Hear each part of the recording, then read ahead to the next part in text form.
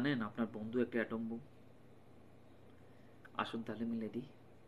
গল্পে গল্পে বহুত দেখছেন, গল্পের বইতে বহুত ফুটছেন বন্ধু ছাড়া লাইফ ইম্পসিবল, এমনকি নিজেও পোস্ট করছেন বন্ধু ছাড়া লাইফ ইম্পসিবল। আসলে ইম্পসিবল এটা একটা নির্দিষ্ট সময়ে, যৌবনকালে, বা এই নির্দিষ্ট একটা চাহিদার উপর, মানে একটা একজন সাথে চলার কারণে একটা মায়া মহব্বত জমে যায়। ওই সময় মানে মনে হয় যে ওরে ছাড়া বাঁচাই অসম্ভব।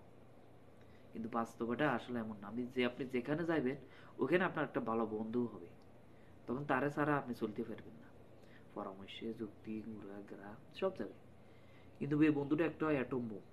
যদি কখনো মতের অমিল হয়, কখনো মতের যদি অমিল হয়, মিলে আসেন, আপনার বন্ধুটা আর আপনি একটা কাছের পাত্র মতন, মানে একজন একজনের কাছে কথা আদান প্রদান করতে আছেন, দেখতেছেন কার কেমন আচরণ, দেখতেছেন, আপনি দেখতেছেন, উনিও দেখতেছে, মানে এটা কাছের মতন। আমি এটারে কাছের বয়ম দিছি।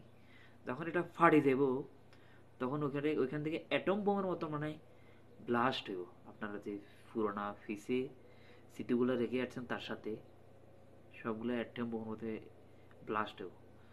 তো সম্পর্ক করতে, সম্পর্ক ছাড়তে, কথা বলতে সবকিছু হিসাব নিকেশ করে বলবেন। আমার এটা বাস্তব অভিজ্ঞতা থেকে আমি বলতেছি, বাস্তব অভিজ্ঞতা থেকে বলতেছি।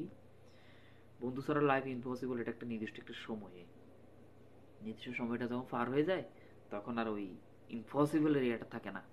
ধন্যবাদ, সবাইকে ভালো থাকুন।